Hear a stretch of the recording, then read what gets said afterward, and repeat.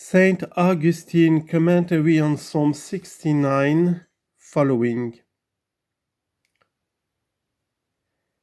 For less the Jews sinned in crucifying him walking on earth, than they that despise him sitting in heaven. That which then the Jews did in giving above the food which he had already taken, that bitter draught to drink, the same they do that by evil living bring scandal upon the church. The same do embittered heretics. But let them not be exalted in their own selves. They give gall after so delectable meat. But what does the Lord? He admits them not to his body. In this mystery, when they presented gall, the Lord himself tasted and would not drink. Matthew 27:34. If we did not suffer them, neither at all should we taste, but because it is necessary to suffer them, we must needs taste. But because in the members of Christ such sort can't be, they can be tasted, received into the body, they can't be.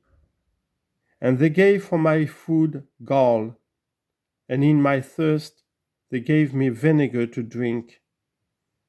I was thirsting, and vinegar I received. That is, for the faith of them I longed, and I found oldness. Let the table of them be made in their own presence for a trap. Verse 23. Like the trap which for me they set in giving me such a draught, let such a trap be for them. Why then in their own presence?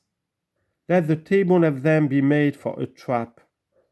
Would have been sufficient.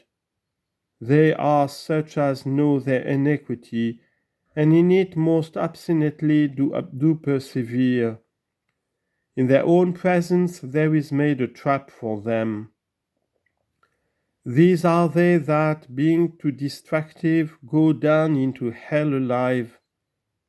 Lastly, of persecutors, what has been said? Except that the Lord were in us, perchance alive, they had swallowed us up. What is alive?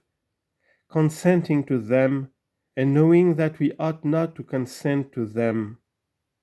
Therefore, in their own presence there is made a trap, and they are not amended. Even though in their own presence there is a trap, let them not fall into it. Behold, they know the trap, and thrust out foot, and bow their necks to be caught. How much better were it to turn away from the trap, to acknowledge sin, to condemn error, to be rid of bitterness, to pass over into the body of Christ, to seek the Lord's glory. But so much prevails presumption of mind, that even in their own presence the trap is, and they fall into it. Let the eyes of them be darkened, that they see not, follows here, that whereas without benefit they have seen, it may chance to them even not to see. Let the table of them therefore be made in their own presence for a trap. It is not from one wishing, but from one prophesying, not in order that it may come to pass, but because it will come to pass. This we have often remarked, and you ought to remember it, lest that which the prescient mind says in the Spirit of God, it should seem with ill will to imprecate. Let it then be done to them, both for a requital and for a stumbling block. And is this by any means unjust? It is just. Why? For it is for a requital. For not anything would happen to them which was not owed. For a requital it is done, and for a stumbling block, for they are themselves a stumbling block to themselves. Let the eyes of them be darkened, that they see not, and the back of them always bow thou down. Verse 24. This is a consequence. For they whose eyes have been darkened, that they see not, it follows must have their back bowed down. How so? Because when they have ceased to take knowledge of things above, they must needs think of things below. He that well hears lift up the heart, a bowed back has not. For with stature erect he looks for the hope laid up for him in heaven, most especially if he send before him his treasure, whither his heart follows. Matthew 6:21. But on the other hand, they perceive not the hope of future life.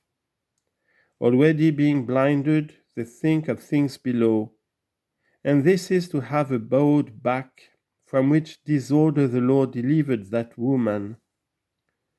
For Satan has bound her 18 years, and her that was bowed down he raised up.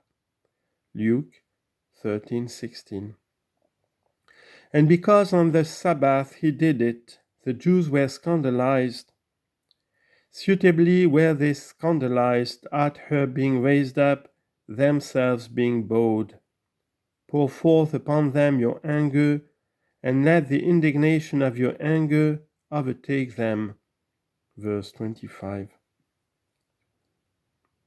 Are plain words, but nevertheless in overtake them we perceive them as it were fleeing.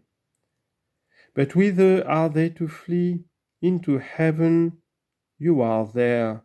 Into hell, you are present. Their wings they will not take to flight straight. Let the indignation of your anger overtake them. Let it not permit them to escape. Let the habitations of them become forsaken. Acts 1:20, verse 26. This is now evident, for in the same manner as he has mentioned not only a secret deliverance of his, saying, Give heed to my soul and redeem her, but also one open after the body, adding, Because of mine enemies deliver me. So also to these men he foretells how there are to be certain secret misfortunes, whereof a little before he was speaking. For the blindness of the Jews was secret vengeance, but the open was what? Let their habitation become forsaken, and in their tabernacles let there not be any one to inhabit. There has come to pass this thing in the very city Jerusalem, wherein they thought themselves mighty in crying against the Son of God, Crucify, crucify. John 19:6. And in prevailing because they were able to kill him that raised dead men. How mighty to themselves, how great they seemed. They followed afterwards the vengeance of the Lord, stormed towards the city, utterly conquered the Jews, slain were I know not how many thousands of men. No one of the Jews is permitted to come thither now, where they were able to cry against the Lord, there by the Lord they are not permitted to dwell.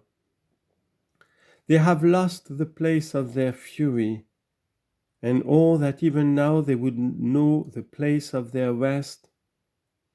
What profit to them was Caiaphas in saying, If we shall have let go this man thus, there will come the Romans and take away from us both place and kingdom? John 11:48. Behold, both they did not let him go alive, and he lives. And there have come the Romans, and have taken from them both place and kingdom. But now we heard, when the gospel was being read, Jerusalem, Jerusalem, how often would I have gathered together your sons as a hen her chickens under her wings, and you would not? Behold, there is left to you your house forsaken. Matthew 23:37-38. Why so? For him whom you have smitten they have themselves persecuted, and upon the pain of my wounds they have added. Verse 27. How then have they sinned, if they have persecuted one by God smitten? What sin is ascribed to their mind? Malice. For the thing was done in Christ which was to be. To suffer indeed he had come, and he punished him through whom he suffered. For Judas the traitor was punished, and Christ was crucified. But us he redeemed by his blood, and he punished him in the matter of his price. For he threw down the price of silver, for which by him the Lord had been sold. Matthew 27:5. And he knew not the price wherewith he had himself by the Lord been redeemed. This thing was done in the case of Judas, but when we see that there is a sort of measure of requital in all men, and that not any one can be suffered to wage more than he has received power to do, how have they added, or what is that smiting of the Lord? Without doubt he is speaking in the person of him from whom he had received a body, from whom he had taken unto him flesh, that is, in the person of mankind, of Adam himself, who was smitten with the first death because of his sin. Genesis 3:6. Mortal, therefore, here are men born, as born with their punishment. To this punishment they add, whosoever do persecute men. For now here man would not have had to die, unless God has smitten him. Why then do you, O man, wage more than this? Is it little for a man that sometime he is to die? Each one of us therefore bears his punishment. To this punishment they would add that persecute us. This punishment is the smiting of the Lord. For the Lord smote man with the sentence, what day you shall have touched it. He says, with death you shall die. Genesis 2:17. Out of this death he had taken upon him flesh, and our old man has been crucified together with him. Romans 6:6. By the voice of that man he has said these words, him whom you have smitten, they have themselves persecuted, and upon the pain of my wounds they have added. Upon what pain of wounds? Upon the pain of sins they have themselves added. For sins he has called his wounds. But do not look to the head, consider the body, according to the voice whereof has been said by the same in that psalm, wherein he showed there what was his voice, because in the first verse thereof he cried from the cross, God, my God, look upon me. Why have you forsaken me? There in continuation he says, far from my safety are the words of mine offences. Lay thou iniquity upon their iniquity. Verse 28. What is this? Who would not be afraid? To God is said, lay thou iniquity upon their iniquity. Whence shall God lay iniquity? For has he iniquity to lay? For we know that to be true which has been spoken through Paul the Apostle. What then shall we say? Is there anywise iniquity with God? Far be it. Romans 9:4. 14. Whence then lay thou iniquity upon iniquity? How must we understand this? May the Lord be with us, that we may speak, and because of your weariness may be able to speak briefly. Their iniquity was that they killed a just man. There was added another, that they crucified the Son of God. Their raging was as though against a man. But if they had known the Lord of glory, they had never crucified. 1 Corinthians 2:8. They with their own iniquity willed to kill as it were a man. There was said iniquity upon their own iniquity, so that the Son of God they should crucify. Who laid this iniquity upon them? He that said, Perchance they will reverence my Son. Matthew 21:37. Him I will send. For they were wont to kill servants sent to them to demand rent and profit. He sent the Son himself in order that him also they might kill. He laid iniquity upon their own iniquity, and these things did God do in wrath, or rather in just requital. For may it be done to them, he says, for a requital and for a stumbling block. They had deserved to be so blinded as not to know the Son of God. And this God did, laying iniquity upon their iniquity, not in wounding, but in not making whole. For in like manner as you increase a fever, increases the disorder, not by adding disorder, but by not relieving. So because they were of such sort as that they merited not to be healed, in their very naughtiness, in a manner, they advanced as it is said, but evil men and wicked doers advance for the worse. 2 Timothy 3:13.